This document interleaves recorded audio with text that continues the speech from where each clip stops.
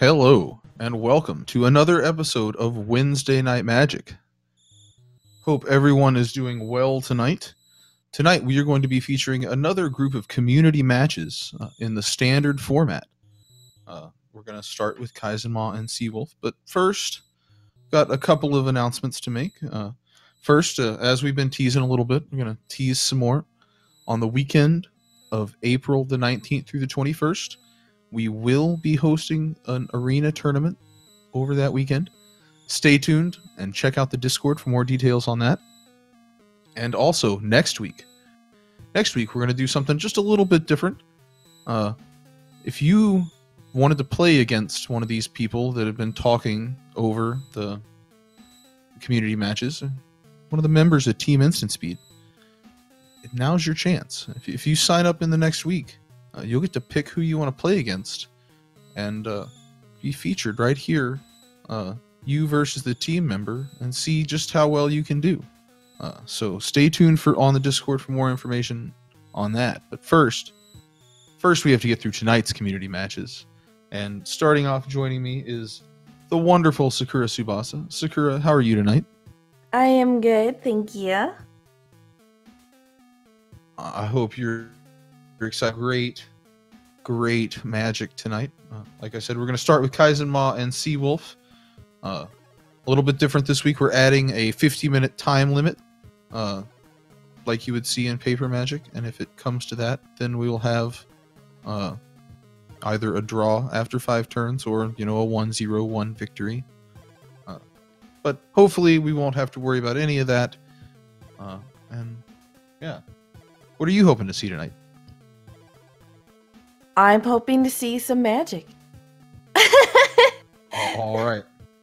Yeah, no, I'm excited to see a bunch of different decks. This is one of the big things that I enjoy about the community matches, is just seeing what everybody can do with their deck. And it looks like we got the mono blue. I like that.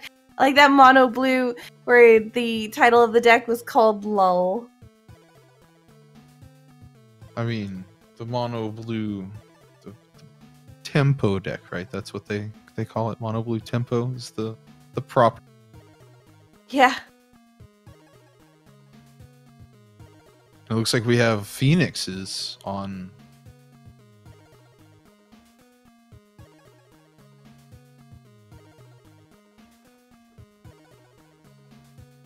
And what is that? Just Sky on Seawolf's side. It looks like kind of a Donto Vanguard and a Direfleet Daredevil. That's a kind of a tempo.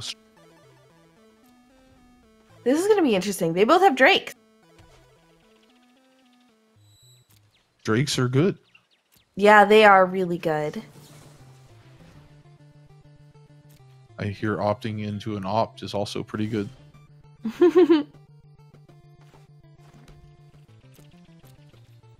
Especially if you're trying to use as many spells as possible right at the beginning. Unfortunately, Seawolf stuck on 2 lands that both came into play tapped, so kind of on the back foot there.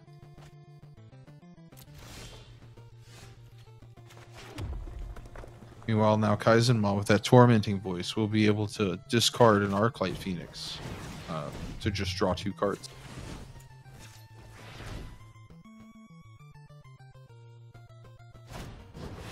Oh, and a nice quench coming in there.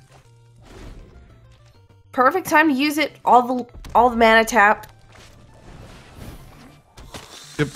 Always want to make your counter spells hard counters when you can.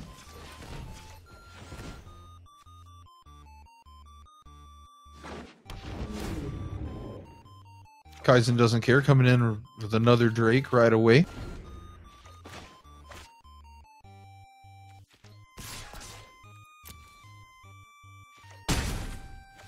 And the fearless attack with the Adonto Vanguard, getting in there for 3 damage.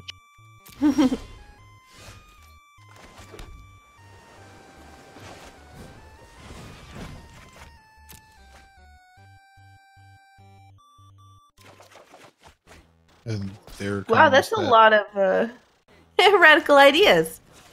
Yeah, maybe one of them will stick. And with the shock play, that will be the third instant or sorcery spell. So the Arclight Phoenix will come back, ready to attack.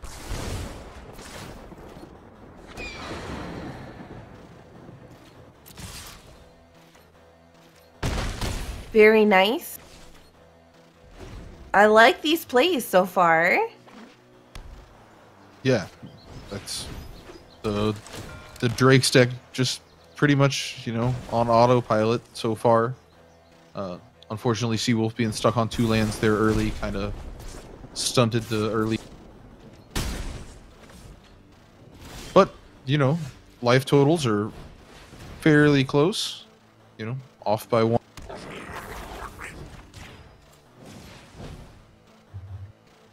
Yeah, at this point it's still anyone's game.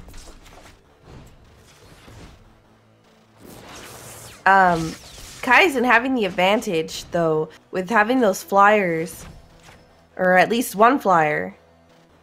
I'm gonna be able to get that Phoenix out at some point.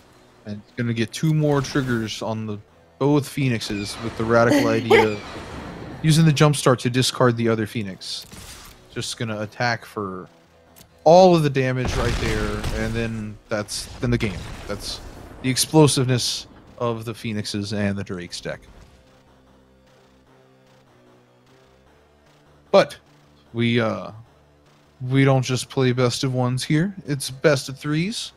So now gotta look at the sideboard and decide what you need to change for the matchup at hand.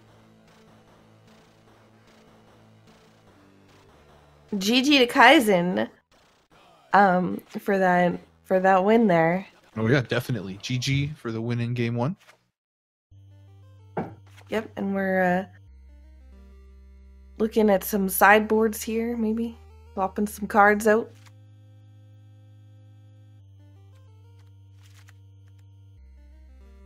Seeing some Spell Pierces come in and a Murmuring Mystic. Wants to be able to win those counter spell wars. Oh, never mind on the Murmuring Mystic.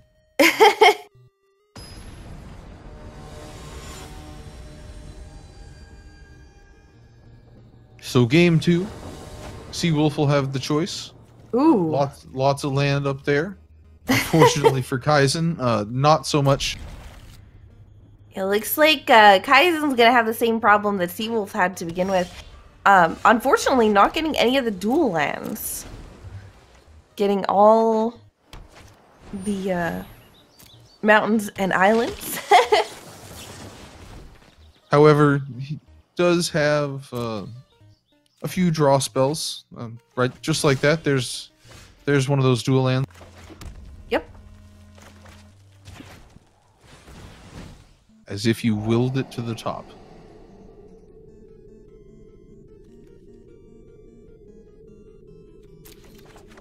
That Goblin Electromancer is so key in this deck. Just make everything cost less. A lot of the stuff just, instead of 2, it's 1. Just half the cost right off the...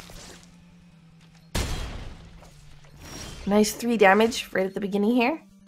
Yeah, those Adonto Vanguards are so hard to answer. They boost their power when they're attacking, and you can't kill them.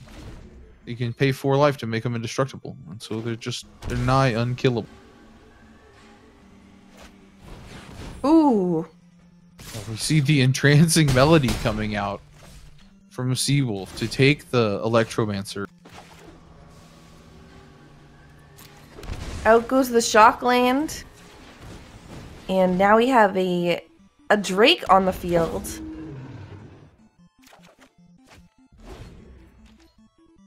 Getting the Drake on the field, but at 9 life, we'll see.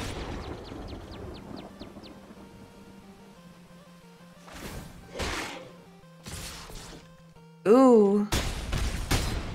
This is a really tough one for Kaizen now. Going to 1. Got to get some more presence on the battlefield.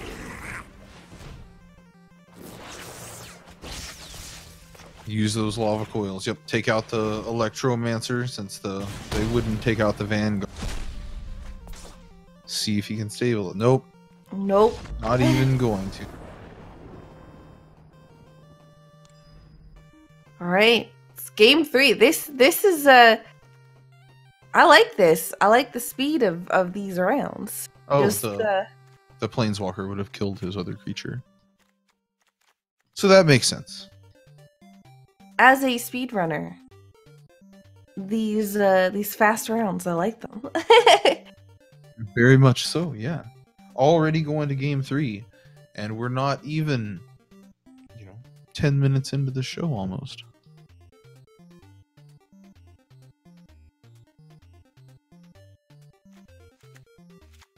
So now more decisions.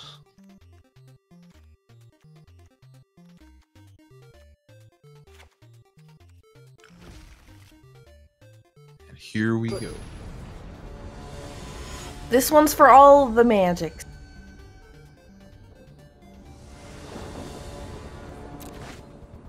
Oh, that's 3 ops in the opening hand. 3 ops and an Arclight Phoenix. That seems pretty good. Now, on the other side, we have 2 lands again.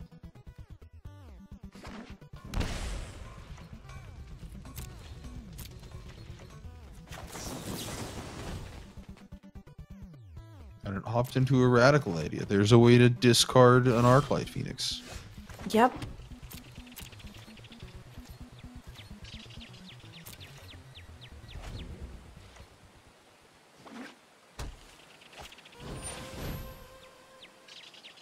And now we have a Relentless Raptor coming in on Seawolves.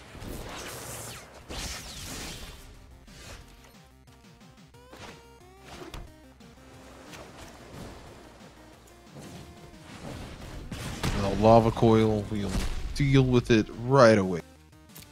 Immediately gets it off the battlefield.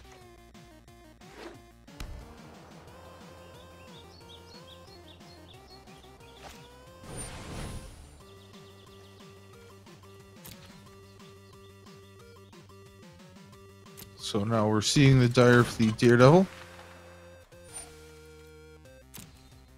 Yeah, and I believe that the only... Oh, looks like a Radical Idea here.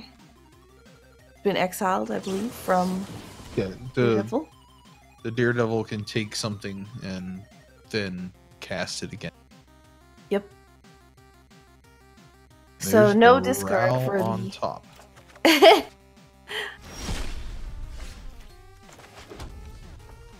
But it does, yes, it does exile the Radical Idea. So the Arclight Phoenix just gonna get hard cast. Turns out it's pretty good if you just cast it for 4 also. It's just not quite as good. Unfortunately, taking damage from shock. You put back in the graveyard. Which is fine. Still can cast it from the graveyard. Yep. Just have to cast all the other 3 instants and sorceries right in the hand there. Shivan Fire. Or the Ral, one or the other. Planeswalkers are pretty good, I hear.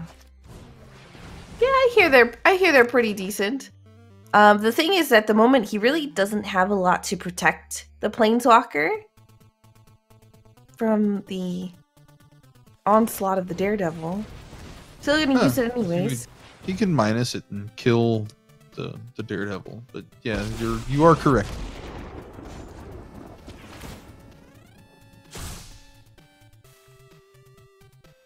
Sees the shock and the Arclight Phoenix. Quickly decides that Phoenix is better off in the graveyard. And now there are decisions for Seawolf. And decision is made, attack Ral.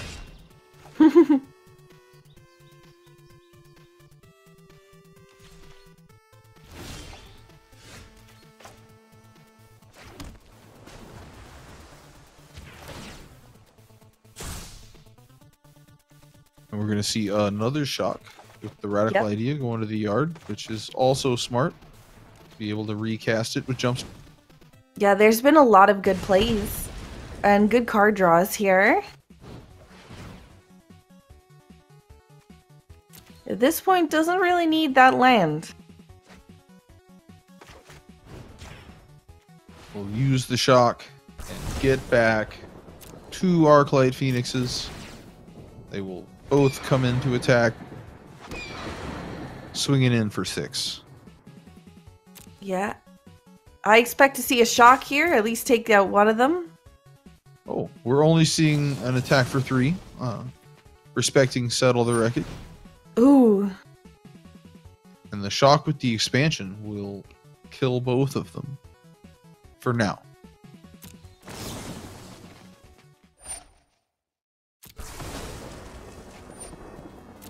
So that will save Seawolf for another turn.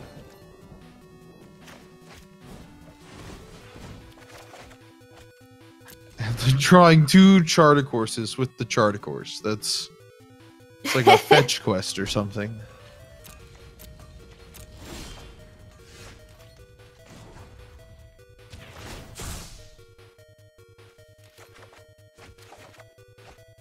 Now again, that Electromancer is just going to come in and have the cost of those Charter Courses.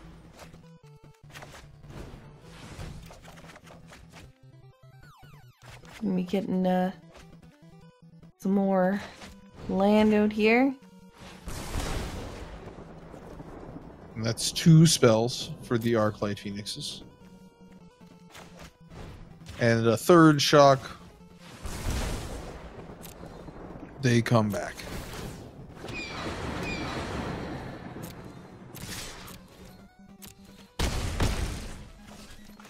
So he's got in his hand an entrancing melody at this point.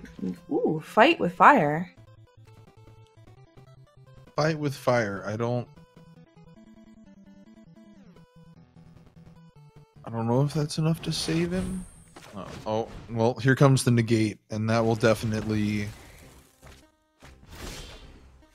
be bad news.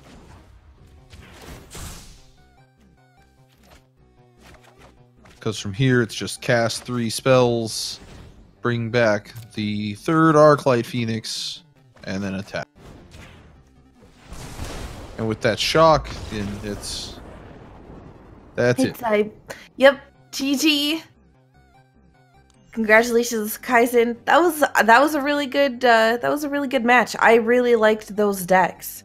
Yeah, they were both fun decks. The Drake's deck is always fun to watch. I really like seeing fun tempo control decks also, especially in the Jeskai colors.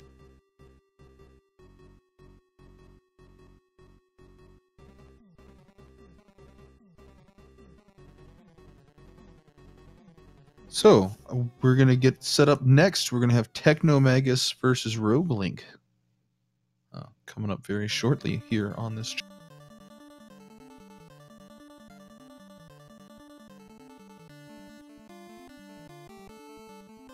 So, it's Wednesday. I hope everyone had a wonderful Wednesday out there. Didn't have to deal with leaky windows or anything. That's never fun. That's oddly specific. I wouldn't know anything about it at all. That's very specific. Not gonna lie. Ooh, looks like we have a control deck here. It looks like it's 4 colors, and I see it's a fairy. All right, I'm on board.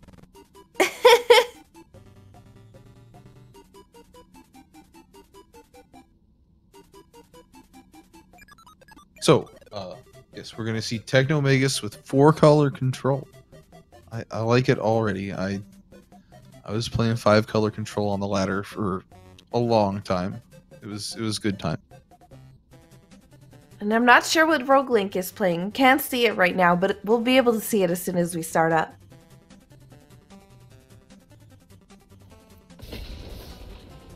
We have challenges sent.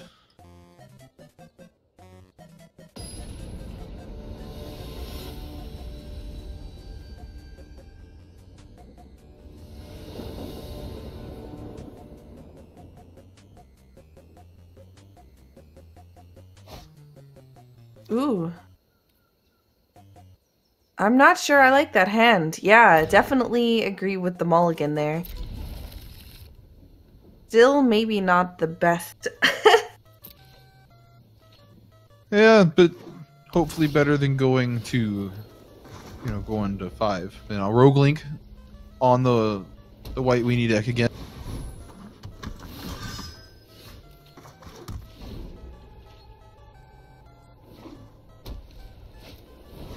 Coming out quick with a Benalish Marshal and the Knight of Grace.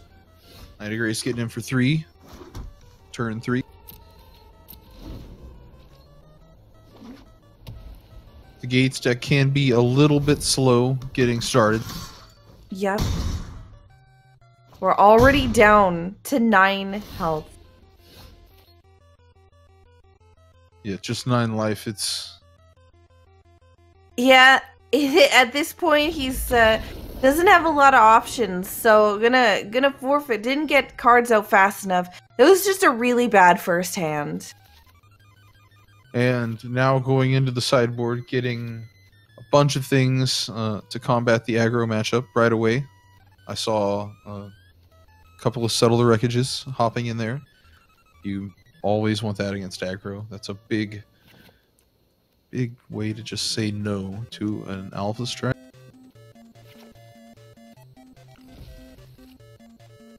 But we'll go quickly into game 2. Oh, sorry, go ahead. That's the thing, though, with, like, aggro decks. You gotta make sure when you have a deck that takes a while to get going.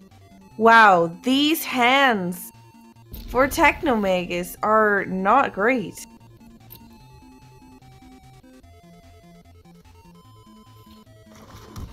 But yeah, I gotta stop the bleeding kind of at the beginning to make sure that you can last until you get your cards out here.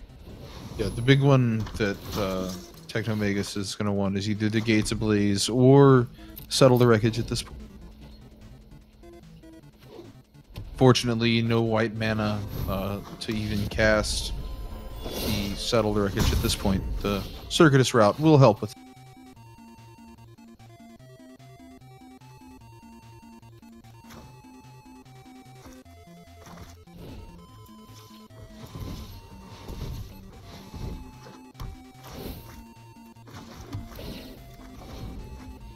Getting a growth spiral, though. Gonna be able to draw a card. Yeah, the growth spiral coming off the Guild Summit. The Guild Summit will definitely draw cards as long as you can live long enough, but Conclave Tribunal says no, never mind to that. I'm gonna see probably a white. There we go. Yep.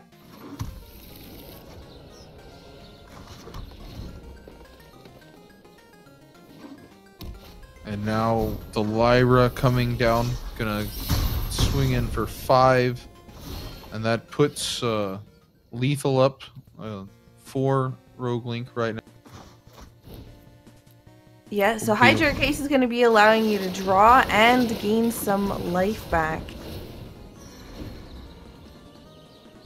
Gaining... the Conclave Tribunal will take out the Krasis, but there will be some life gain, so it's not just insta-death here. We have another... Ooh. There's a Gates Ablaze. And Nicely there it done. is. Yep. Stopped it just in time. That will stem the bleeding. Yep.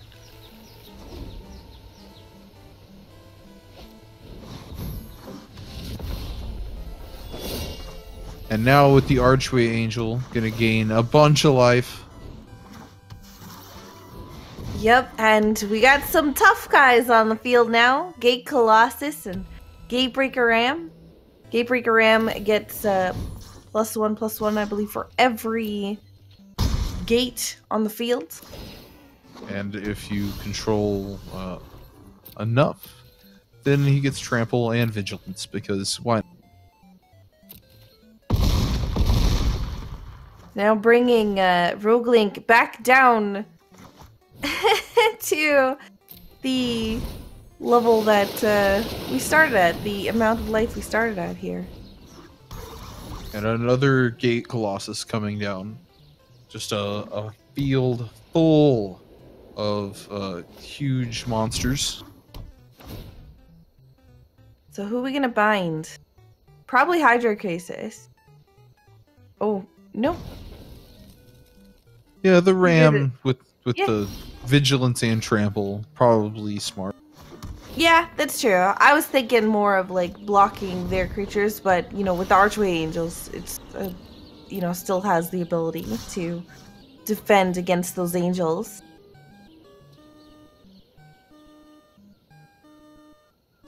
So now we're gonna see a lot of damage coming in. Ooh, and there's the win for Technomagus. So We will go to game 3. Another game 3. I like this.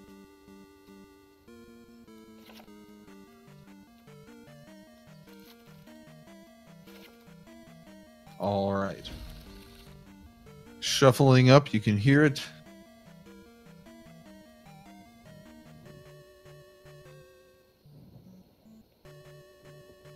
That was a perfect Ablaze, like Gates Ablaze pull though.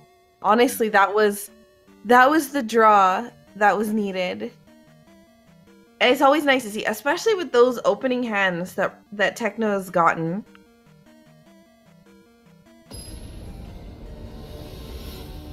Most definitely. And now Rogue Link is making decisions on sideboarding.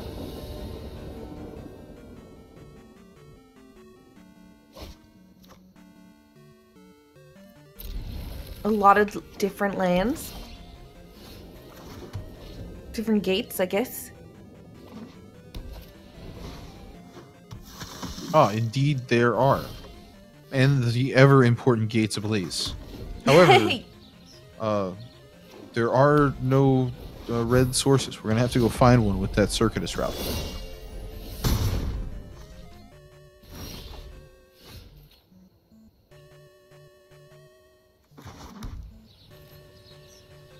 That's a lot of, we got Lyra in that opening hand there for Rogue Link. Yeah, it all comes down to, is there...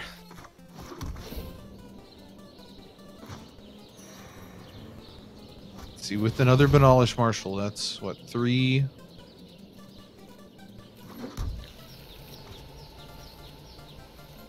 Trying to do math. 3, 9. 4, 5. 9. A lot of damage coming through. That's that's a little bit too much damage there. With exactly. The plus ones.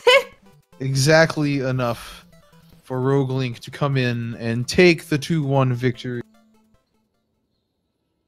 GG to Rogue Link. Yeah, GG. And I hope you guys liked Rogue Link because we're gonna keep him around for the next game, and we're gonna add in Xelnas for the next game, and then after that, if you still didn't have enough Rogue Link, Saku and I are gonna say goodbye, and we're gonna welcome in X-Water and Rogue Link to come talk about Magic. So talk about Magic. Imagine talking about Magic. Imagine that. I enjoy talking about Magic. It's a fun game to talk about. Mm-hmm. It's a fun game. Like, lots of rich history to talk about. Well, what is your favorite Magic card right now? Like right now in Standard? Right now in Standard, yep. Oh, that's a... I really like... really like... the... Gruul...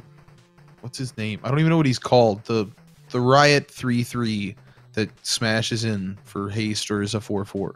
Oh, yes, yes. I know who you're referring to. But the name escapes me at the moment. I'm so bad at names. It's like, hey, that guy that you turn sideways and attack people. Rule Spellbreaker. How about that? That's the name of the card.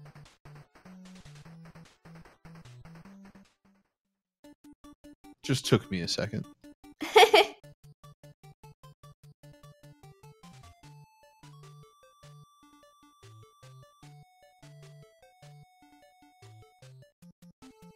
So we are just waiting on the players to get ready. Yep. And we will be getting started.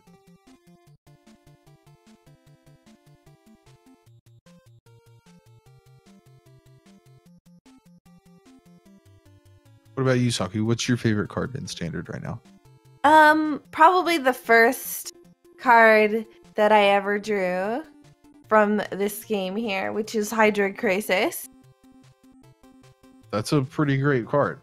I agree. I enjoy it a lot.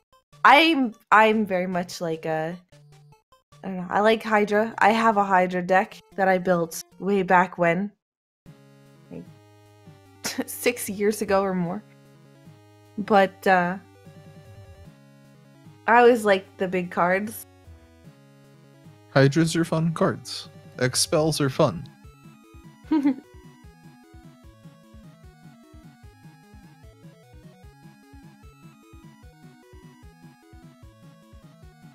And, you know, drawing cards and gaining life, those are also fun things. Gaining life I like specifically.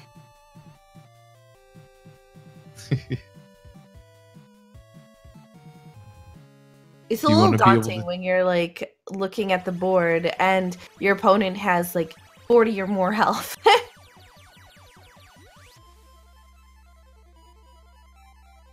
You're just waiting for them to cast that Faladar Sovereign. Well, not so much in Arena.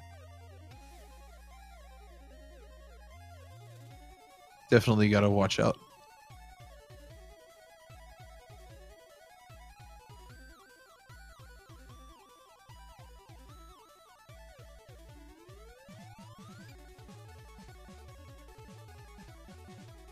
So it looks like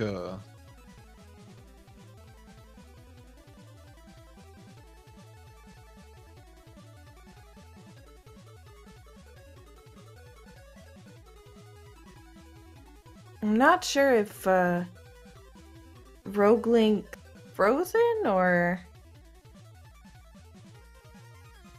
we're playing somebody else on Delnis' side. I'm not sure either.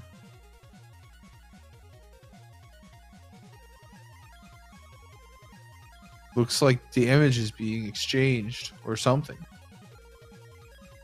But with who?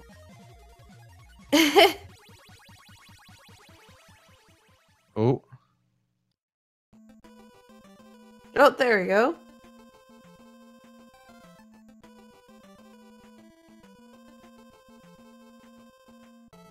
Alright, well we have a Rakdos deck on Roguelink's side. I see a Gutter Bones. There's some other cards in his hand that exist, I'm sure. Meanwhile, Xel'Naus... There they are. There are the cards. Meanwhile, Xel'Naus has 2 History of Benalias, so that's going to be a lot of big knights here in a second. Ooh, this is scary.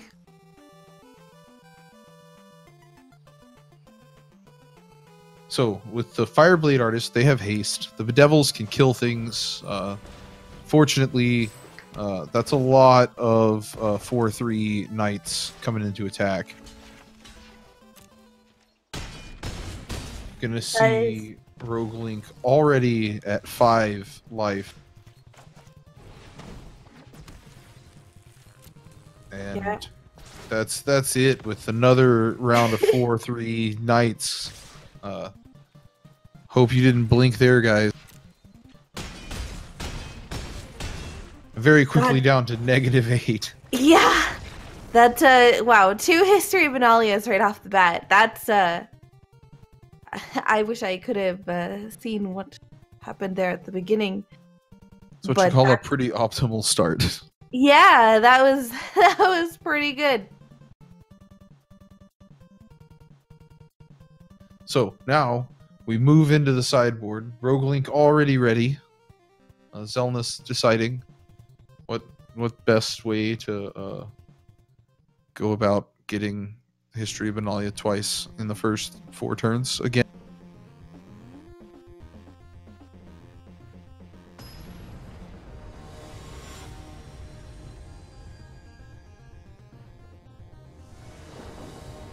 And Roguelink going to choose to play. That's probably smart. Looking at this hand, decides no thank you. No thank you again. This is man, mulliganing down to 5 cards. I've seen worse 5-card hands. Yeah, definitely, but can be really scary.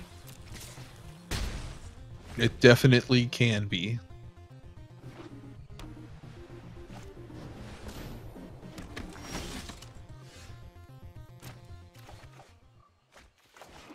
And now out comes a Judith, giving all your creatures +1, +0, and then when they die, deal damage to things.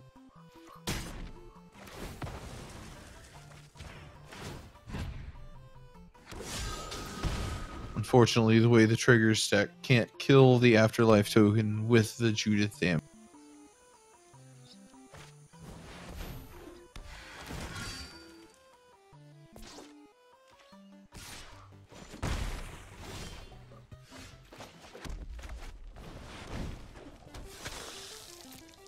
Got a vindictive vampire on the field now.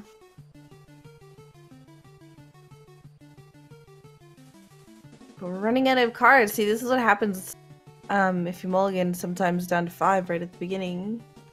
You're gonna be top decking for a while.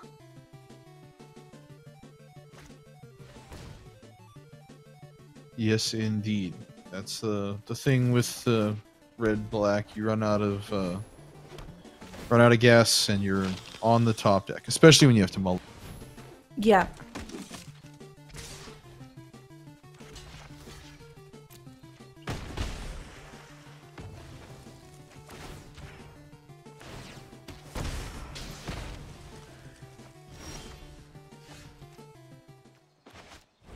So now with one Judith dead, we could play the second Judith, and then also attack with the vampire. Yep. We're gonna get dual blocks here. And nicely done. Uses it to kill the one flying guy. Yeah, that's a nice Afterlife trade on the board. Yep.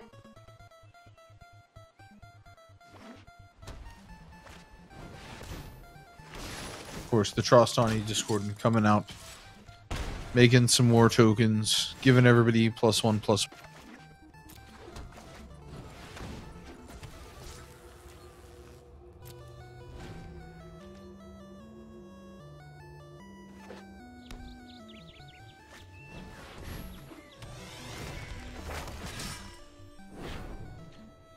And the History of Benalia also. This time, not 2 of them, though. No, but with the Discordant, and now we have transformed the Odonto, can start making tokens every turn if need.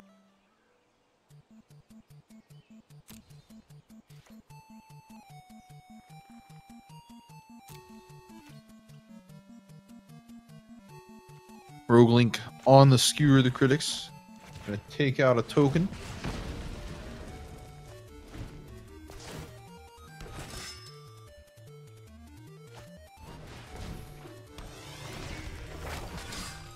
This is a bit daunting to be looking at.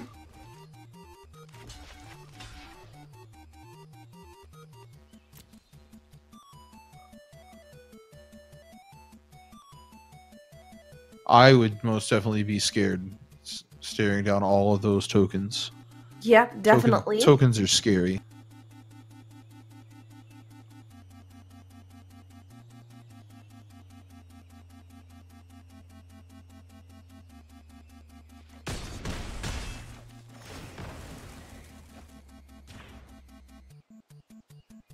The tokens are weak depending upon what you've got in your deck. Unfortunately, it doesn't look like he's gonna be able to draw anything that's gonna be able to save him. Nope. Looks like they're getting more tokens, more buffs, and we're on 7 life. We're just gonna see all of the tokens. Yeah, that's a little bit too much damage.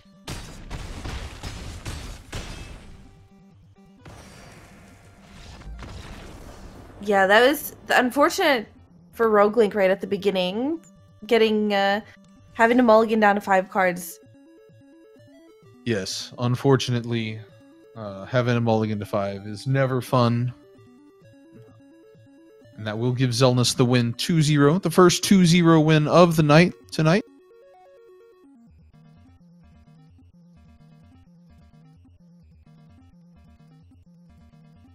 So, now, with that, we're going to be almost to the end of you getting to hear me and Sakura's lovely voice and get to talk to some other people that are also wonderfully great commentators.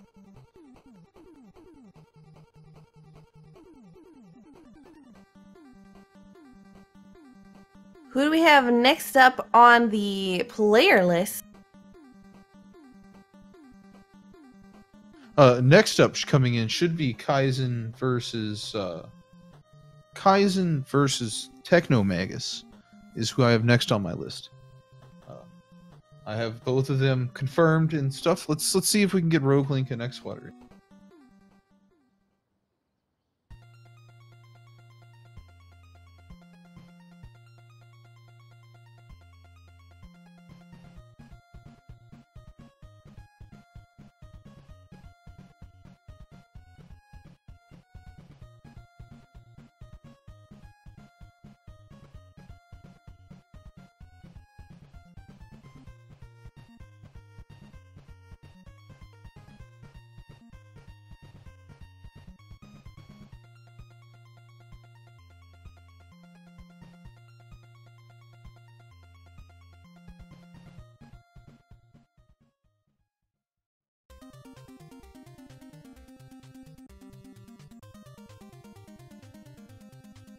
So, Saku, what was your favorite thing that you saw so far out of these 3 games that we watched?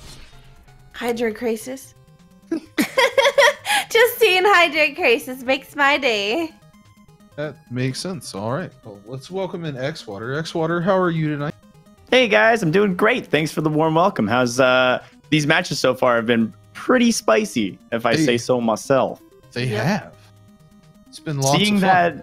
Seeing a few more gates coming out this week, I've liked that. The Gates Ablaze was nasty in that match just a little bit ago against you, Roguelink.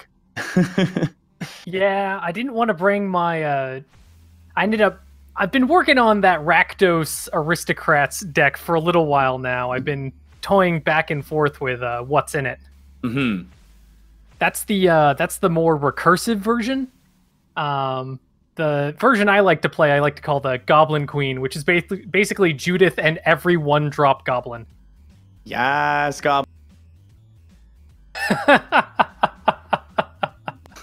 It's a pretty fun deck, but unfortunately the first game, second game, the blocks weren't as awkward as I would have liked.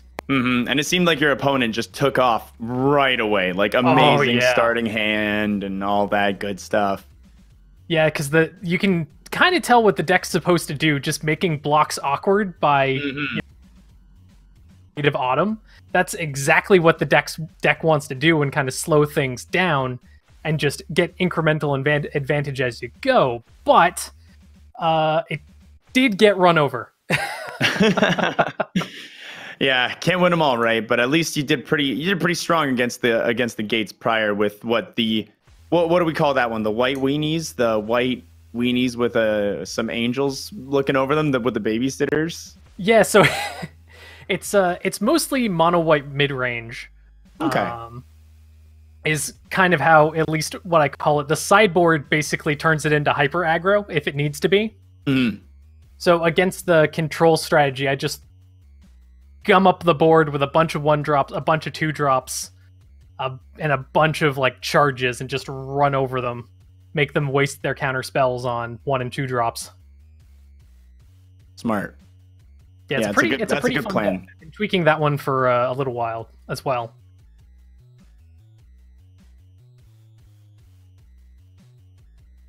All right, so are y'all ready for some more great Magic for the rest of this evening? Oh yeah. I am prepared. I'm always ready for great magic. All right, well, before we get back to great Magic, I do want to give a special shout out to our good friend and teammate Skybills, who's not here tonight. She is off on the West Coast getting ready for Calithon. Her run is going to be on Friday at currently scheduled for 5:56 Eastern Daylight Time, 2:56 Pacific Time. Make sure to go out and support her this weekend and check her and Author Blues on their Adventures of Cookies and Cream co-op run. It's going to be good times.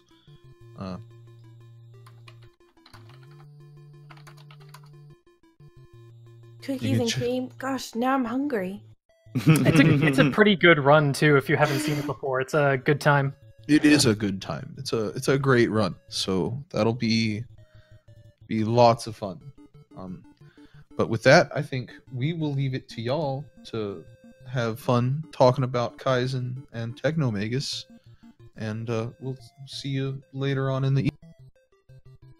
Sounds good. Thanks for holding up the fort so well until we got here. Hopefully we can follow up such a strong show, right? Right, Rogue Link?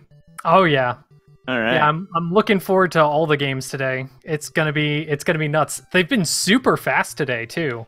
Yeah, is the a lot crazy faster part. than usual, especially considering last week we had matches that would have gone to turns if it was done at like your standard F&M kind of deal. Yeah, and especially the popper games too. Those were, a little slower, but it definitely seems like people brought out their real quick A game. Like aggro seems to be in full force tonight. Mm-hmm. Yeah, I think people are like, all right, I see a bunch of these guys going real wide, a little slower. Maybe people are like looking at the speed gaming Wednesday Night Magic meta and crafting their next attempt at what they're seeing. So we could be experiencing a little bit of counterplays against the strategies that people have been showing off so far. We've been seeing like a good chunk of gates, a lot of Hydroid Crisis centered decks, which Yep. I don't blame it. It's a strong card. Very strong card. Yeah. Um, And how do you feel about the upcoming Magic cards that we're going to be seeing? The next set, the War of the Spark, apparently is going to feature one Planeswalker in every pack, similar to what I think it was Battle Dominaria that did the legendary per pack? was it actually legendary per pack? Maybe it wasn't. It might have just been a lot of them, but like, common and uncommon legendaries were very frequent in that set as well. Enough to the point where you were probably getting a legendary a pack. Yeah, I think it was mostly just a legendary focused set more than it was legendary in every pack, and it looks like everyone's ready to go. All right. Technomagus versus Kaizenma. Let's go. Let's see what we got going on here.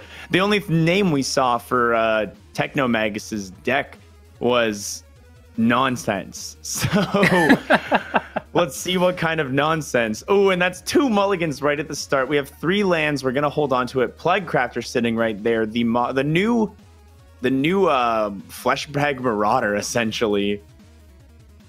Yeah, looks like it's going to be a sort of 5-color graveyard strategy, just looking at what went through the hands, and it looks like Kaizen's on the pretty standard mono blue. Yeah, the Tempest Djinn, the Merfolk Trickster, the Siren Storm Tamers. We're seeing a lot of the same stuff we've been seeing from the other mono blue decks. That tempo kind of pace that they're going for with the Storm Tamers there to keep that extra layer of safety. Really a hard deck to deal with. Yeah, it's pretty fast, comes out of the gate strong, and those Wizard's Retort do not give you any breathing room whatsoever. Yeah, because the Wizard's Retort, those Siren Storm Tamers, even though they don't look like they could be wizards, they are. And that makes Wizard's Retort cheaper. And on top of that, they sacrifice themselves and pay 1 blue mana to counter a spell that targets the player or a creature that the player controls. How does that work exactly? Yeah, it's it counters or stops a targeted ability or spell on you or a creature you control, which Gotcha. you is the one I always forget when I'm casting something on the player. Uh-huh. All right, and there we see Plaguecrafter coming in, which is real nice. Gonna get countered here, though. Get countered. Yeah, getting in for lose. 1 at least. Yeah. Drawing 2 cards a turn with those Storm Tamers right now, it's not something you want to give up. Yeah, I think we're going to be expecting a finality here soon. I'm not sure if Techno has anything else planned to really deal with it. Yeah. Although it's going to get that Djinn, so that's going to be a nice upside when this land comes down this turn. Yep, there it is. That's going to be a board wipe. Mm-hmm. Oh, right, but the Wizard's Retort. Oh, was there another? I didn't see the second one. Oh, me either. Okay, well, there it is. There was 2 mulligans in that game. It makes enough sense to me. We're going to see... Looking like this sideboard is going to want to throw in a little bit more speed. What are we going to be removing is the question. Yeah, looks like we've got an Assassin's Trophy, a Lyra win in there, a couple settles. So it looks like we're just slightly shifting where the value is. Yeah. In our 4 or 5 drop slot. Let's see, Journey's coming out. A couple Knights of Autumn are coming out. Profane Procession, I think that came out. Yeah. Decent enough cuts, I think. Knights of Autumn, it doesn't look... There aren't... I mean, I guess other than the card draw enchantment, there aren't many enchantments that Knights of Autumn would be really hitting against the mono blue tempo kind of deck.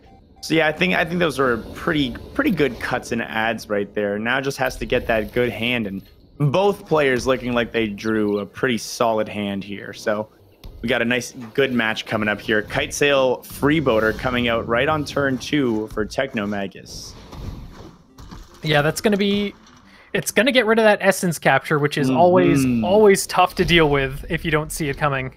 Yeah, and that gives information to Technomagus as well. We know what the majority of Kaizenma's hand has, and now can be a little safer and feel a little more confident in playing some spells at some points.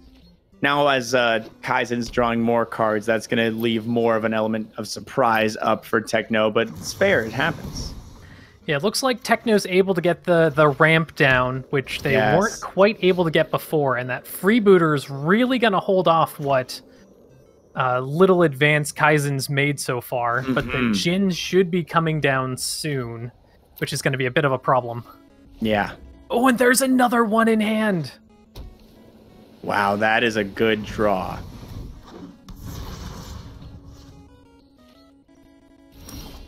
Oh, Frilled Mystic, though. That's going to be a nice card. Ooh, instead, we're going with the Muldrotha play. Yeah. Okay. Now, what does Muldrotha do exactly for both myself and anyone in the chat who might not know? So, basically, Muldrotha is a real interesting card. Basically, you can play any card, one of any type of card from the graveyard. So you can play 1 land from the graveyard, cast 1 instant from the graveyard, 1 sorcery from the graveyard. It's kind of crazy in terms of the graveyard strategy. Yeah, so that is really cool. If that was during every turn and not just during every one of your turns, that would be super baller. That I don't think it's every turn. No, I looked it up on Gatherer. Yeah, it's only on each of your turns. But imagine that power, being able to recast spells like every single turn in a commander game. That could be wild, pumping out just a growth spiral every player's turn, you know? Yeah, this really shows. Ooh, that hostage taker was a really good draw. But this is really going to benefit the Frilled Mystic if he can start recurring the mystics between the graveyard and his hand. That's gonna be a lot of countered spells. Yeah, just got to keep that mana open to use it next time. And getting it into the graveyard itself might also prove to be a little difficult for Technomagus.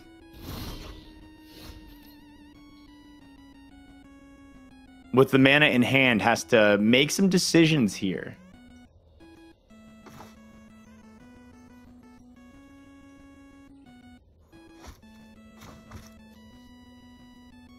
Yeah, there goes the mana from the graveyard.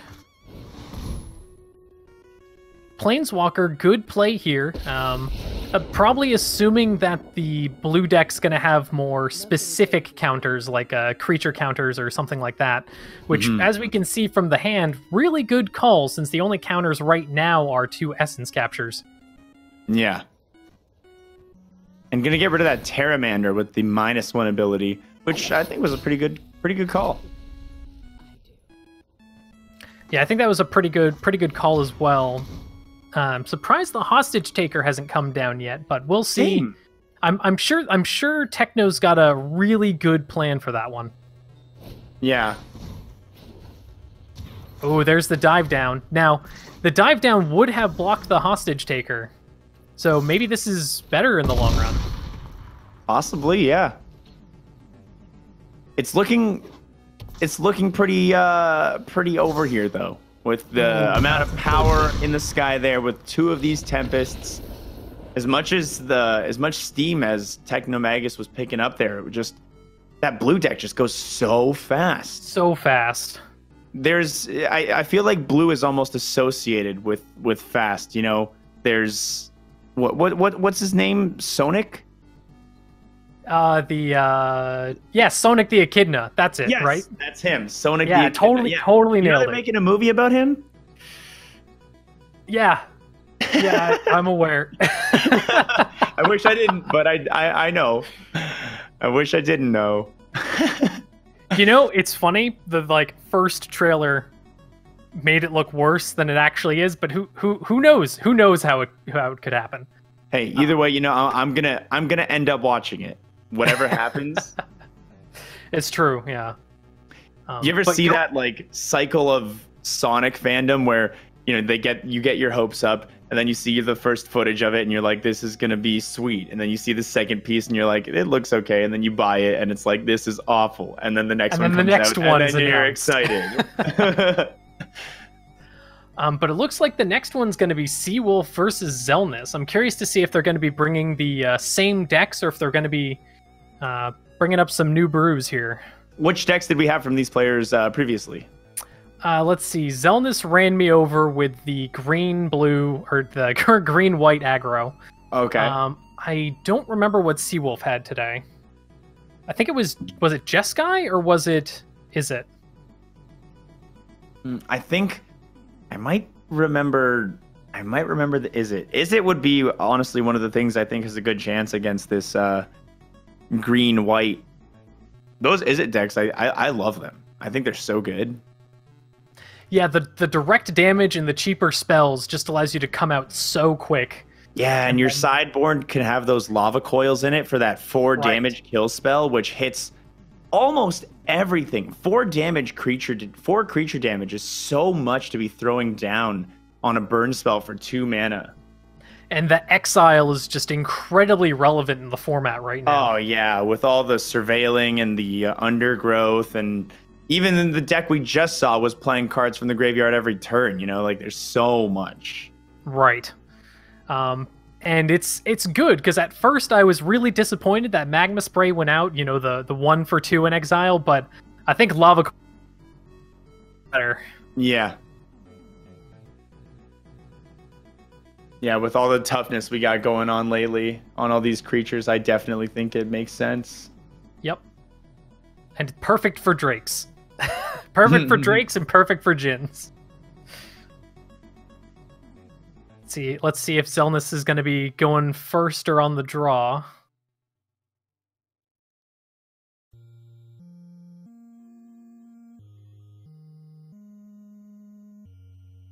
I feel like when the choice is the players, like 1 out of every 100 is I'll draw first.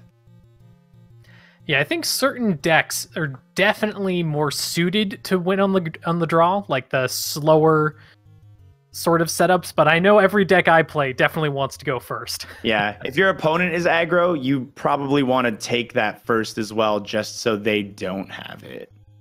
Yeah, looks like Seawolf is on Jeskai Control, considering how expensive all of his stuff is, and Zelmus is on the same green-white aggro. This is going to be a fun one. I'm excited to see that Teferi come down. Oh, I never like seeing a Teferi come down against me. I know that much. Yeah, no, it's fun to watch as long as you're not involved. Yeah, that's fair.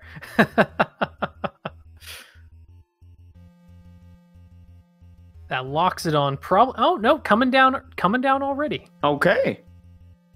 Just really gonna try to stave off that. Gonna get quenched right over there. That locks it on is gone, and that hand for Zelnis has pretty much no steam in it at this point. Gonna be really tough to come back here, especially with the Banefire, just adding insult to injury and taking down that last token. Tithe Taker, not a bad draw right here, though. Gonna offer a little bit of safety on Zelnis's turn, as well as having that Afterlife trigger. There is still hope. And then the Lyra drops. Whew. Yep, that sounds about right. We're just going to see the concede right away. Zelnis knows there isn't too much that can be done at this point with the Lyra on the board. Fair enough. Yeah, the Discordant would have been able to maintain some of that momentum, but not much they can do against a Lyra with what their hand was looking like. Yeah. Now the sideboard's got the Harpooners, which could be helpful for taking on flyers if that's a concern of Zelnis's, but considering the only thing that he saw was one Lyra, I don't know how concerned overall Zelnis is going to be for that. Obviously not enough to actually make any changes at this point, right. Just going to opt for hoping for the heart of the cards being on their side. The other downside of the Harpooner, too, is most of Zelnis's creature spells are just token generators. Yeah, so if you're not putting creatures or cards in your graveyard, it's not as useful. Don't hate this start for Zelnis. We got 2 Tithe Takers, which will keep Zelnis so safe, and they both give you that Afterlife trigger if they do die. And then on top of that, we have the Flower and Flourish, which is a fantastic card. We have I can't see it from here. The Saproling Migration? Oh, yeah. Yep. Lots of tokens. Meanwhile, looking at Seawolf's hands, how do you feel about this hand for Seawolf? Looks like it's going to be a little bit more aggressive. Looks like Zelnis is going to be able to match them, though, in terms of just general pace. That Bounty Agent is going to be kind of awkward to deal with the Mira. Because Bounty Agent does get legendaries, right? Am I remembering that correctly? I'm not sure. Let's double check it real quick. Yeah, destroy target legendary permanent. It's an artifact creature enchantment. So yes. I know what Bounty Agent's gonna target. Ooh, or just take it out with the Banefire. That works too. Why not? And we're gonna see the double Tithe Taker here. Keeping real safe on future turns. Zelnis now will have... Well, Seawolf will now have to spend 2 extra mana per any card or ability that they use on Zelnis's turn.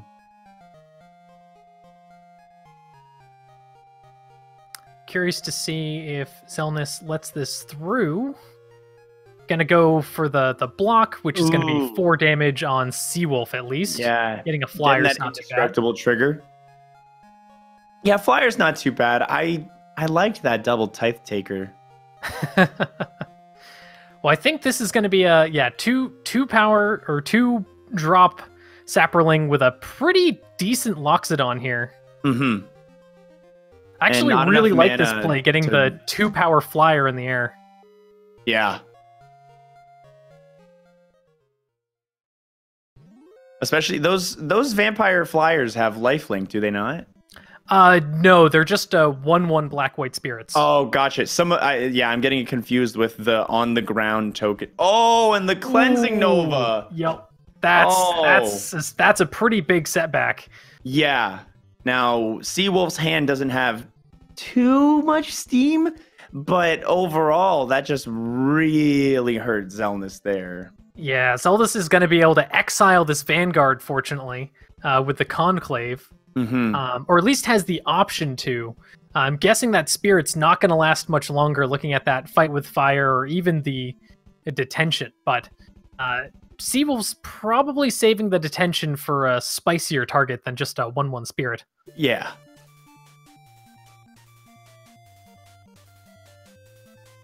Now, the Deputy of Detention, does it hit all spells with the same name? Would it get both of those Saprolings? You know, that I'm actually not so sure, but I do know it's probably going to hit this Conclave Tribunal, if I had to guess. Makes sense.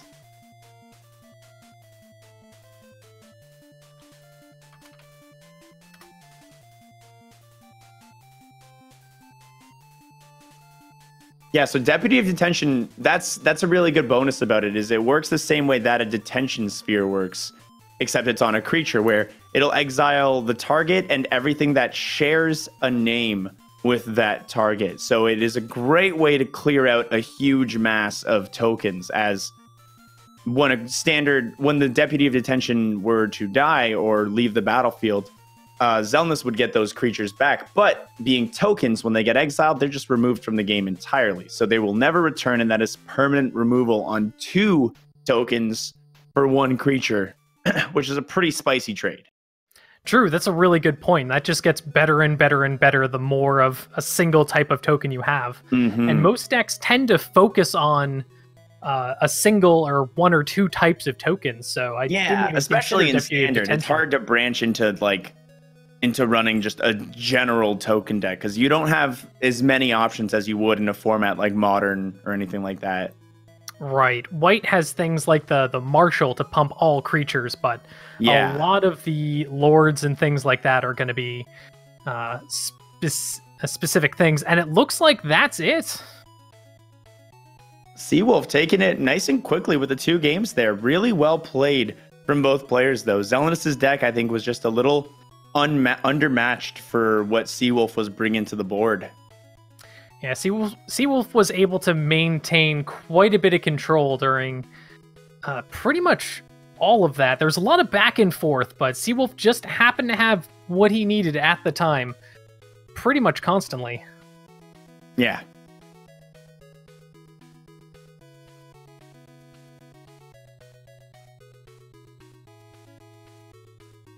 All right, and I think we're going to get a matchup of the winner of the 2 matches that you and I have been commentating so far. So last game, Seawolf, our Izzet Victor versus Technomagus. Refresh me one more time really quick. What was Technomagus playing against? The Technomagus was what he was playing against?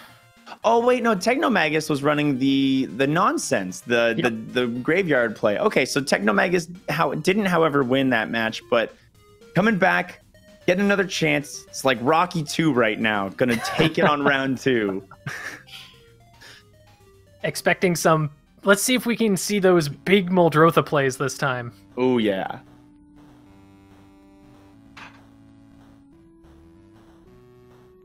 And it looks like Seawolf can barely tell that they're in like deck selection, wondering if they're gonna bring the same thing or not.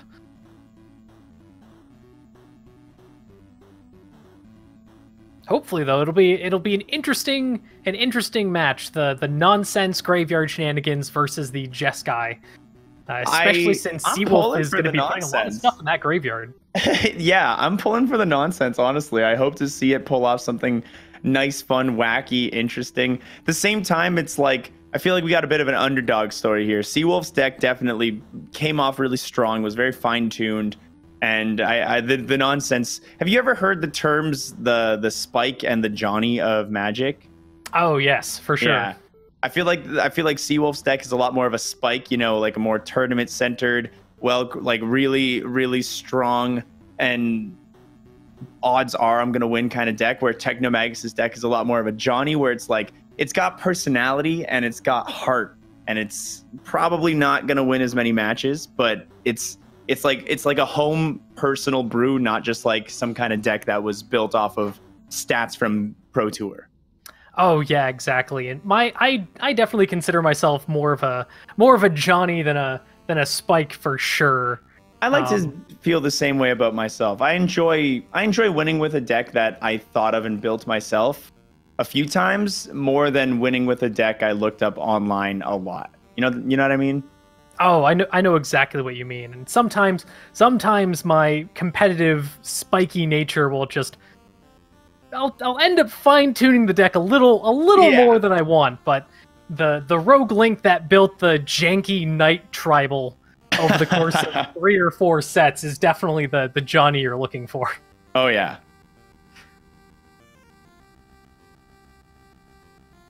I should bring that deck out to one of these standards before a bunch of the Knights rotate with Dominaria.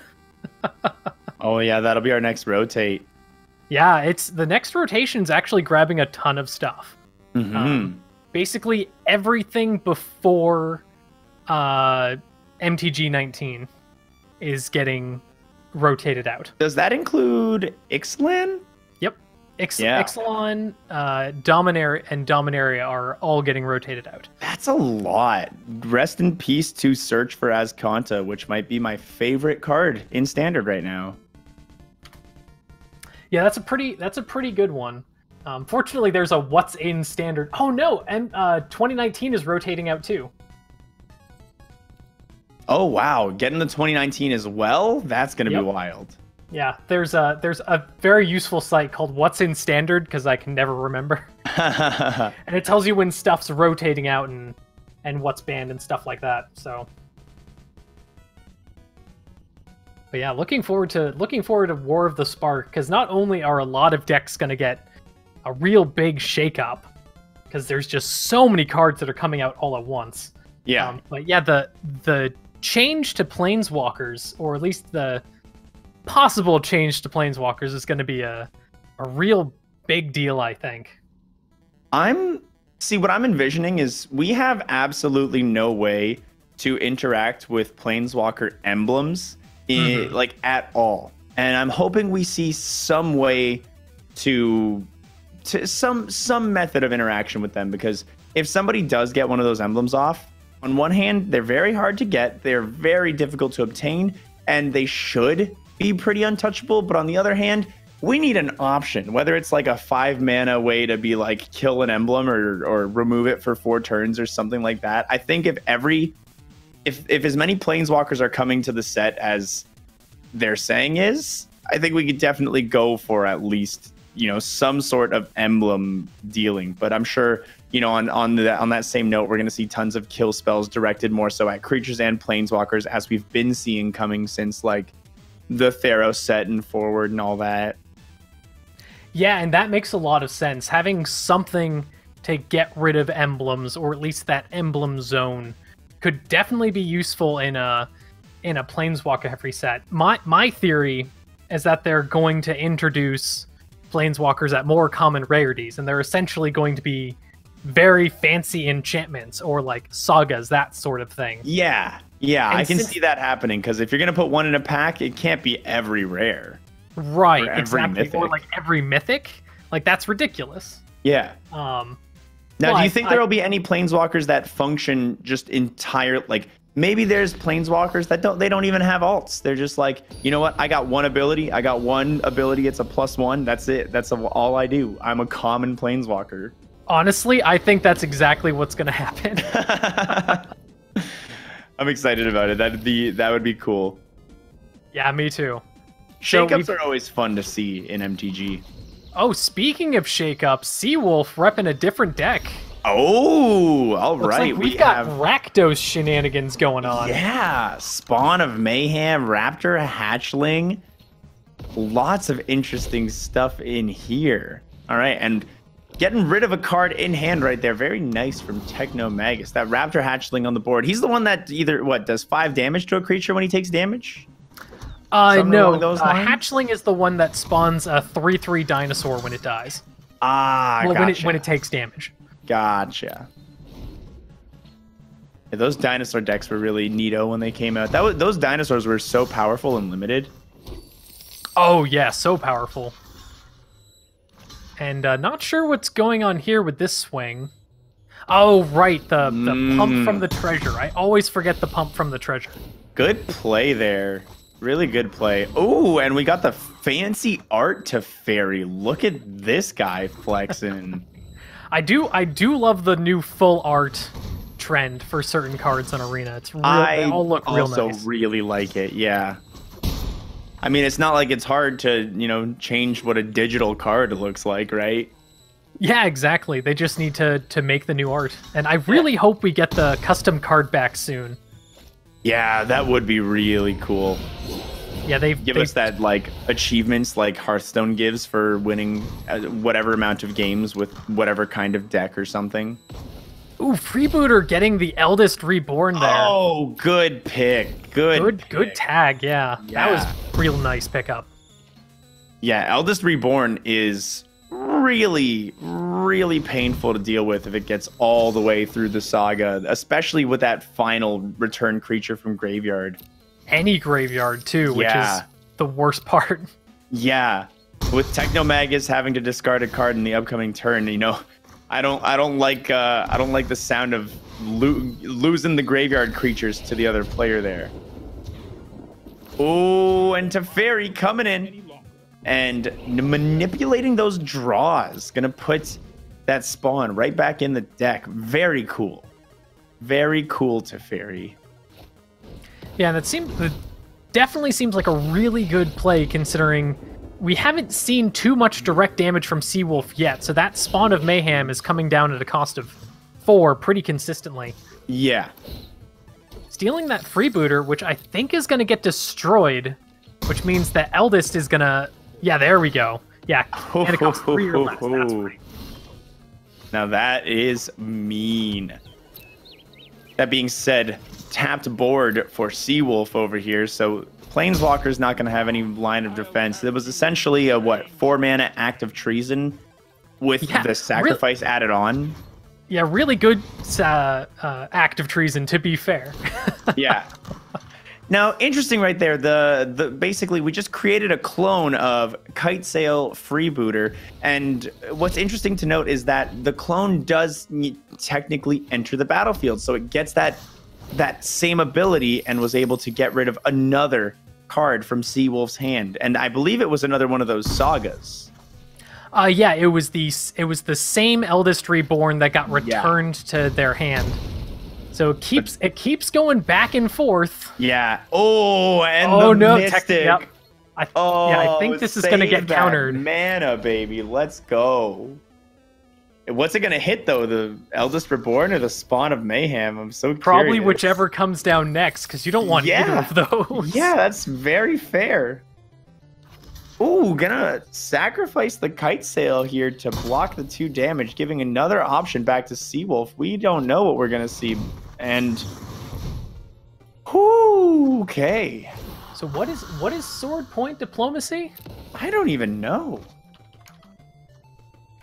Our research team is on it. Top 3 cards of your library. Choose your first one in your hand. Unless the opponent plays 3 right, exile the rest. Not sure why Techno so aggressively wanted to counter that, but now they've got to deal with... Oh, but now they have the Muldrotha. Yeah, already sacrificed a creature, so doesn't have to worry about losing it to the Eldest Reborn at this point. And I don't think there's a way for Seawolf to get it into... Ooh! That's going to help, but is it going to be enough when the Eldest Reborn hits phase 3 next turn? Yeah, it definitely could be useful, though. Oh, we are instead going to see Teferi come back. Very cool. And that is going to... Sorry, Spawn of Mayhem, you're going back inside of that deck. Get out of here. Unfortunately, I don't think Techno knows that they have another. Seawolf has another one in hand. No, yeah, it's definitely not visible. And it's Planeswalker as well for Eldest Reborn. So we're gonna see Planeswalkers coming back for both of these players and losing Muldrotha over there to Seawolf. How painful has that gotta feel? 9 damage on the board with both of those boys attacking, and that is going to be GG for Seawolf right there. Amazing play with that Eldest Reborn Planeswalker retrieval. That is not how I was expecting that game to end. Not Just at surprise all. extra 6 damage. I think we're seeing a little bit more removal coming in here on Technomagus' side. Yep, throwing in those settles for sure. Yeah. I think I saw a couple of Vraska's Contempts coming in as well. There was already the Ravenous Chupacabra in there, the Plague Crafter, you know, a couple of those 1-drops that we already had within the deck. The Assassin's not Trophy one-drops, came in again as well. Mm-hmm. Another really good card in the current standard.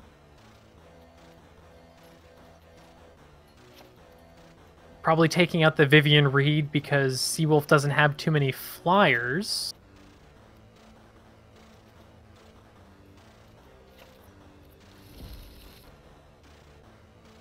Okay, I'm real curious to see how this one goes.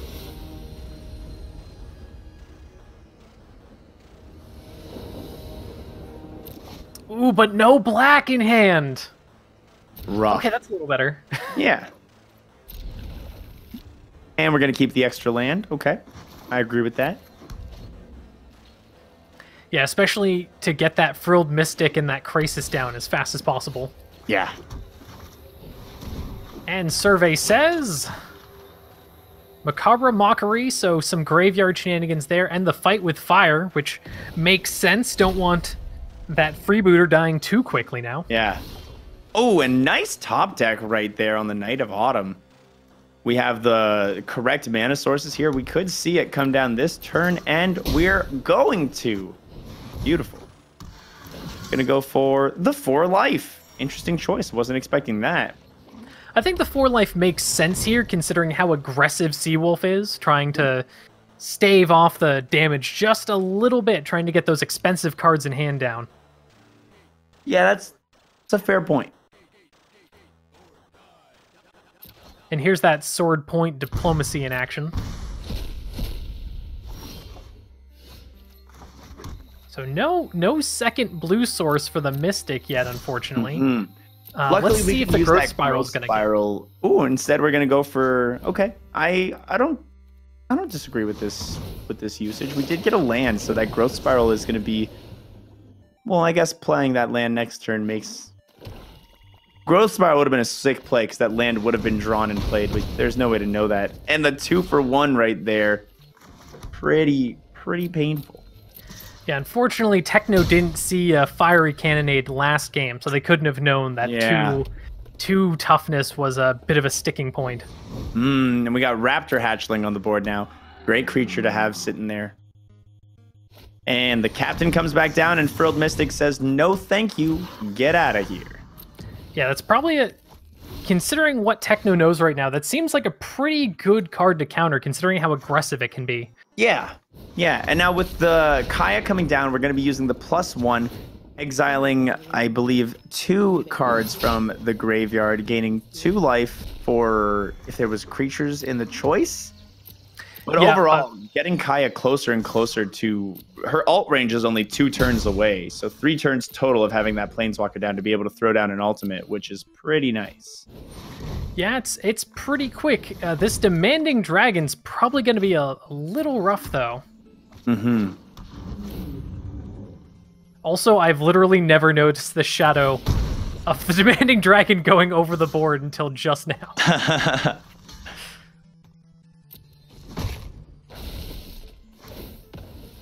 Yep, killing that hatchling to get another 3/3. And going to use Kaya to get rid of the 3/3. That is a great usage. Yeah, that felt like a really strong play. Gotta get back whatever momentum they can. Unfortunately, Seawolf is starting to get to that magic number of 5. Yeah, which has the plays pretty card much advantage now. Right. I think these next couple of turns are going to be pretty strong for Seawolf. Hopefully Techno can keep up. Yeah. The Kitesteel Freebooter is going to be somewhat helpful in slowing the hand down a bit, but the only downside is those cards aren't permanently gone, just for now. And we know how good red is with that direct damage, so... Oh, yeah. Let's see what's coming down next. Probably the... Spawn? Oh, maybe not yet. Not quite yet. Ooh, that Temple Garden draw for Techno, just not what we're looking for.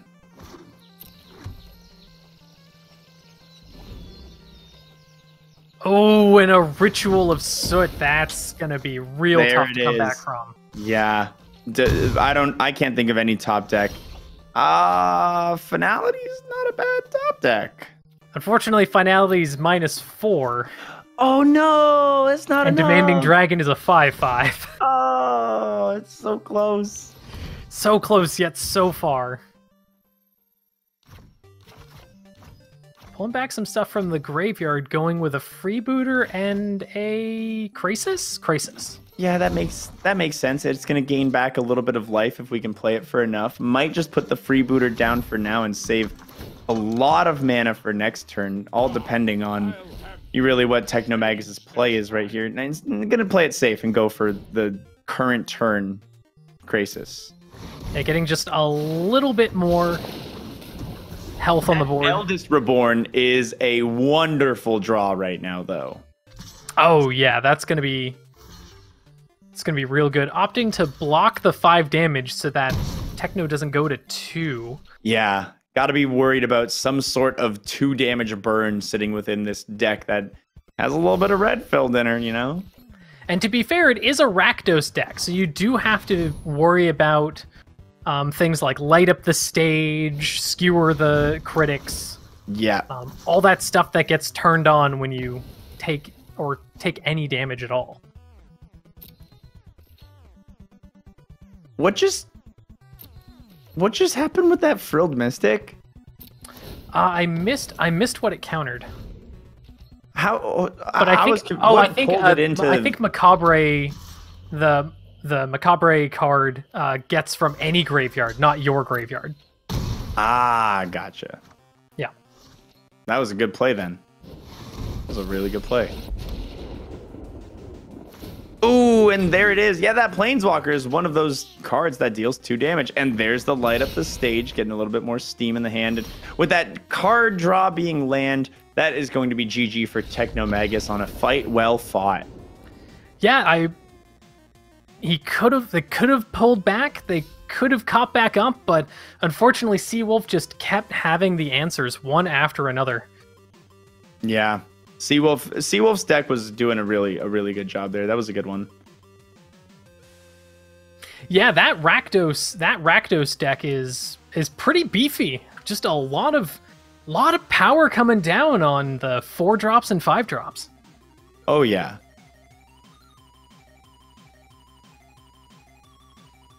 I think a strong aggro would be enough to to probably deal with that Rakdos decently well, but definitely Muldrotha, while being a really powerful card, I don't think had enough speed to deal with the pressure that was coming in.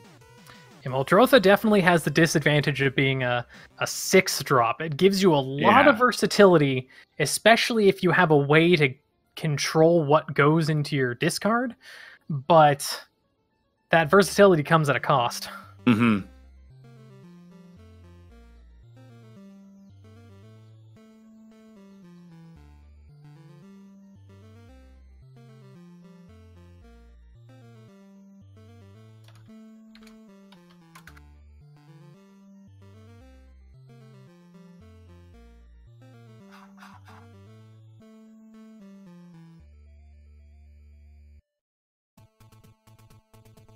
All right, and our next match coming up is going to be who do we got coming up, Rogue Link?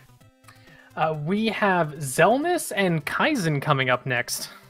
All right, and I believe this will be our last match of the night, this Wednesday Night Magic. But don't forget, guys, if you're interested in participating in one of these Wednesday Night Magics on Speed Gaming, you're more than welcome to come and join the Discord and sign up in there. So you can type !Discord, or I believe what is the command for it in the Speed Gaming chat right now? Is it instant speed? Oh no, we got it. The Speed Gaming bot is on top of everything. MTGA is the command. Yeah. Fantastic, because I did not remember. Also, I'm enjoying Kaizen's name, the Mono U Bros. That's pretty clever. Let's see if Xelnas is repping the same green-white aggro.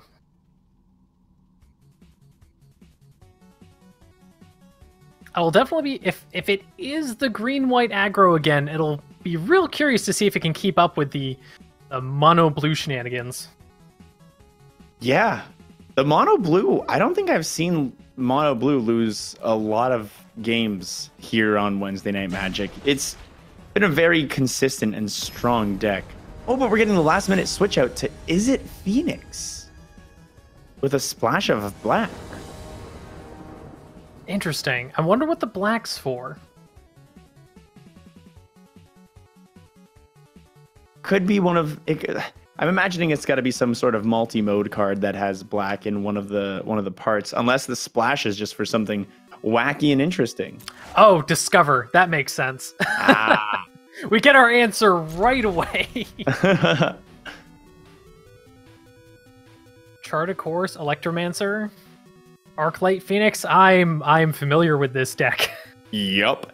That Discover is going to be a great engine for getting our other Arclight Phoenixes and even instants or sorceries into the graveyard as well. I really like the Discover add into this deck. It looks like Xelnas is in fact on the Selesnya aggro plan once again. A little light on mana though. Oh, nope, never mind. Here we go. Just drew what they needed. And that Tithe Taker, a fantastic card to have on the board against this Izzet deck, which is going to be wanting to play those instants at the end of Xelnas' turns. Lava Coil coming out right away to deal with it, just not even wanting to wait. It's just going to be a pain in the keister. Yep, getting in that attack for Chart a Course, and probably planning to opt at the end of Xelnas' turn. Yeah, well, probably does the never mind. This flower does not bring it in tap. No, it brings it to hand. That's right. We're going to see another Tithe Taker. And I'm surprised as a response we didn't see the opt on Kaizen's turn there. Or on Xelnas' turn there. And unfortunately, it was probably a slight oversight.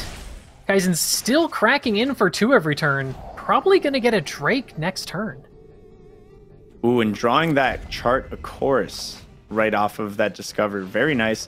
A lot of land in the hand right now. We got 2 extra. We have Crackling Drake ready to drop down with... It's got to be somewhere between like 3, 4 to 5 instants in the graveyard right now. That's going to be a strong Drake. Yeah, that Drake is going to be a really good start. And that Dragon Skull Summit makes me think there is actually a black card in this deck. Well, That's not just Discovery.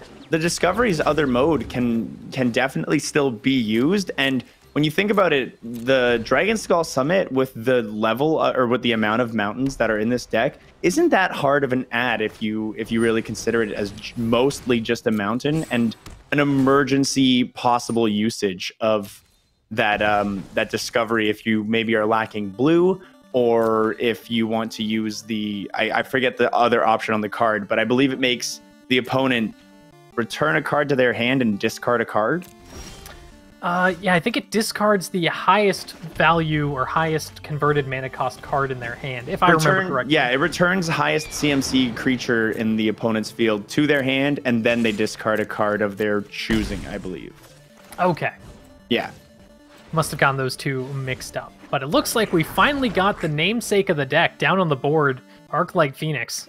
Oh, yeah. Ooh, but we've got a March of the Multitudes. Good Magic the Gathering playing card right there. I tell you what. And you know what makes it even better? About 4 Saprolings on the board.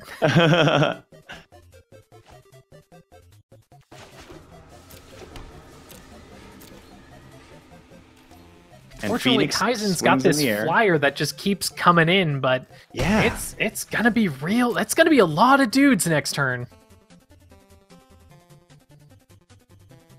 There they are. They're coming.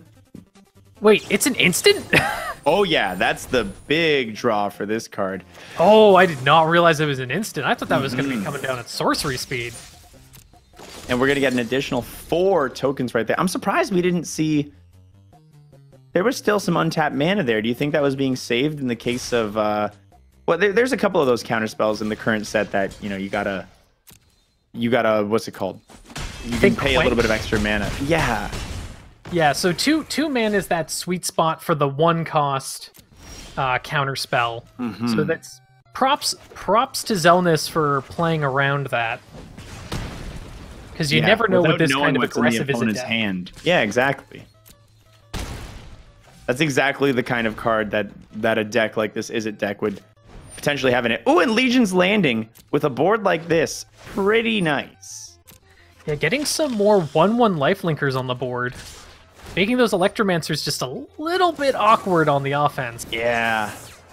Oh, and another Drake over here for Kaizenma with that Radical Idea draw. Very, very nice.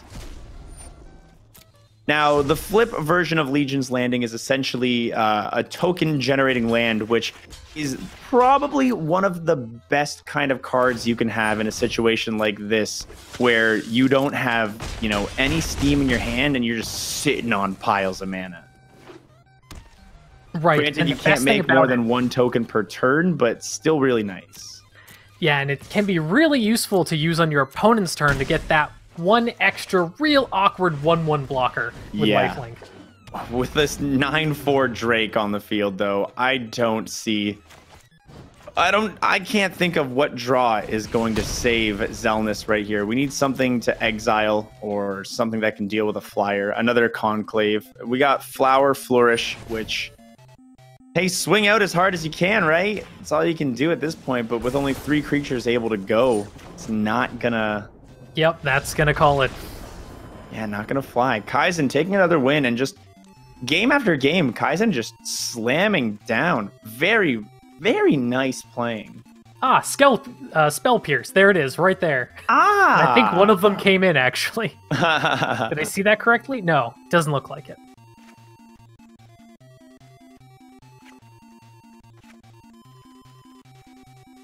See, I missed what was taken out and swapped in on the sideboard, unfortunately.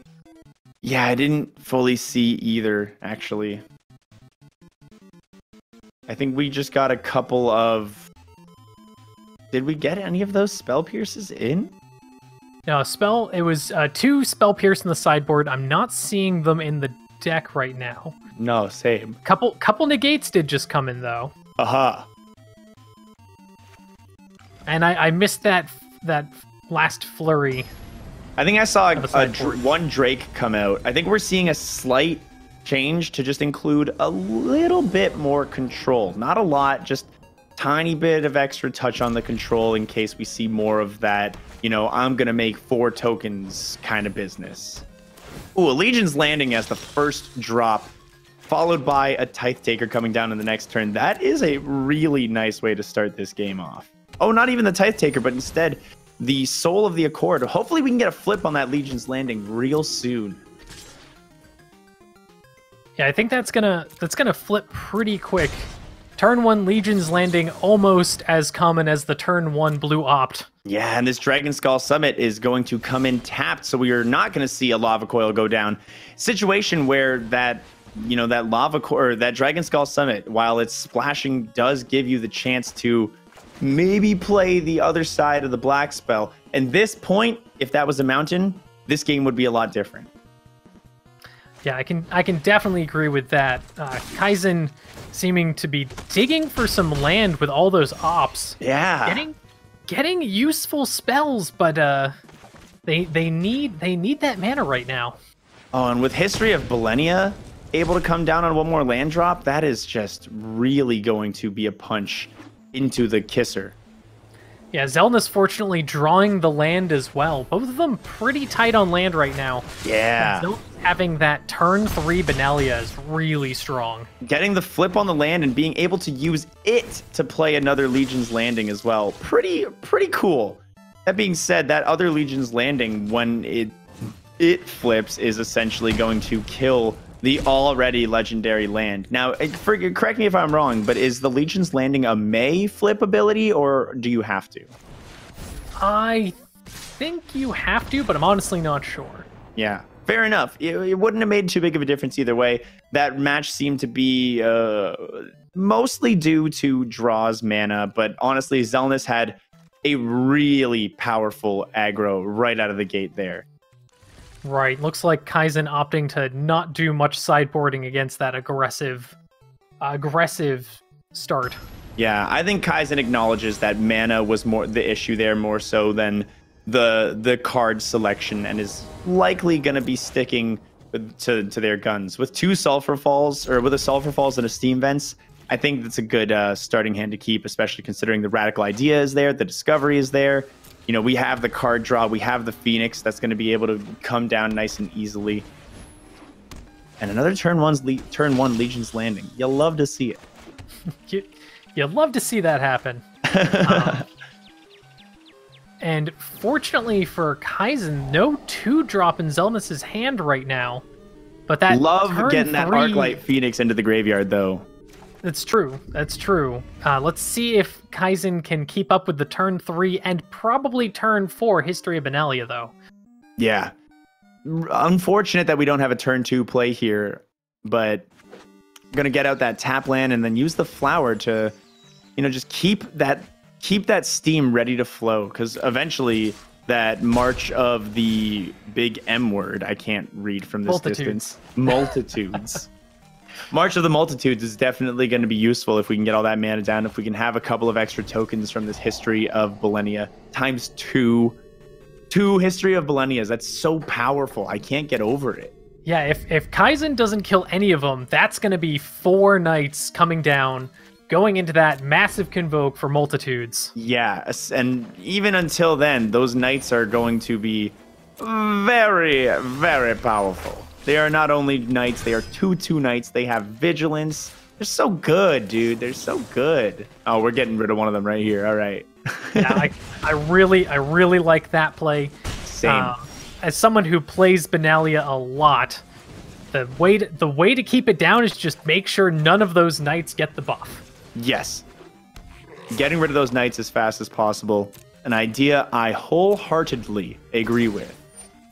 And it looks like Kaizen might be able to keep those knights down. Ooh, the negate on the Ajani. You hate to see that happen. I'm not gonna lie, I didn't even see Zelnus draw that card. Same, I also didn't.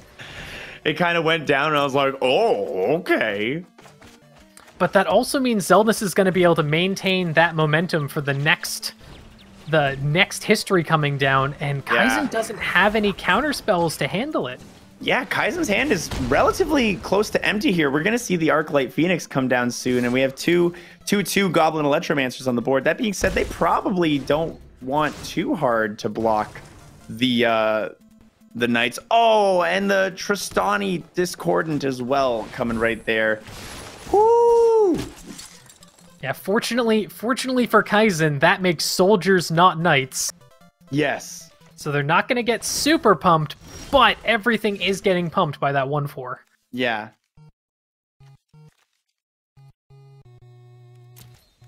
Very nice negate in play. Yeah, that negate is a really good draw. Getting a lot of these Phoenixes to hand, don't really want them, so we're going to recast the Radical Idea, draw the card. That counts as 2 instants or sorceries cast this turn, and because there is not a third, that Arclight Phoenix is not going to come down. Cackling Drake, though, really good card to be drawing at that moment. Are we seeing Multitude of the Menagerie? Menagerie of the Multitude? March of the Multitude? I don't know why Menagerie is the first word that comes to my hand. It's that one green mythic from like 3 sets ago. Oh, I think I know the one you're talking about, but I don't remember what it's called. Yeah. All right, and we're gonna get a negate on that History of New Millennia. That is very good choice. Yeah, we've already got a bunch of 2/2s. Yep. Rumbling in here. And now we got that land that's gonna be able to make more tokens. Oh, and we're getting the double block, something I didn't fully expect. But we don't need those Electromancers at this point. Not with an 8/4 Cackling Drake on the board. That being said, that 8/4 Cackling Drake, I don't know what he's gonna really be able to do. Yeah, the 4 toughness is a pretty nice amount of toughness to have at this point on this board state. Oh, but Druid Zelda drew another multitude. There's so much mana on the board. Oh, this is gonna be He's big. tapped out. Kaizen is tapped out. This is the opportunity. You could play this right now for all of your mana and get an oodle of noodles right now. I think that's what Zelnus is gonna do. You gotta get those big drops in when there's no counter spells, and that's gonna be for 8 mana. Let's go. Let's go. 8 2/2s. That's disgusting. I am That's appalled. so many. Are we allowed to show this on Speed Gaming? Is that within the terms of service on Twitch? Did we break any rules here? Oh my god. But it's okay. Kaizen has a radical idea. I'm sure they'll think of something. And there's 2 Arclight Phoenixes back on the board. Yeah, not bad. Unfortunately, there's 22 power in lifelink soldiers coming down. They're rumbling in this turn. Yeah, that's a lot. That's a lot. I would keep that. Yeah, I was gonna say I'd keep the 1/4 back. Ooh, this hurts to look at, dude. Yeah, I don't think there's any blocks that are gonna save Kaizen here. I love this. I haven't seen so many tokens in a standard match in so long. Oh my god, look at that 50 life. Holy cannoli. And there it is. Wow. Good final match there. Well played from That was both a of really these players. good. That was a Yeah. really good match. That was a really good match. We had a lot of back and forths there. Game 2 definitely ended up being a very much of a heart of the cards situation. That game 3, though, could have been either player's game, and I think they both did a really good job. But I was thrilled to see Zelnus, catch that like, oh, my opponent is tapped out. They can't counter me. I'm going all in. Yeah, that all-in March to the Multitudes was a crazy way to end this game. Yeah. Yeah, really awesome. And what an end it was.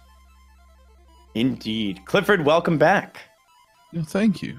That was a lot of good games tonight. Oh, yeah. What did you guys? What was Yeah, your some favorite part? real solid, fast-paced cowboy magic tonight. Yeah, quickest gun in the West.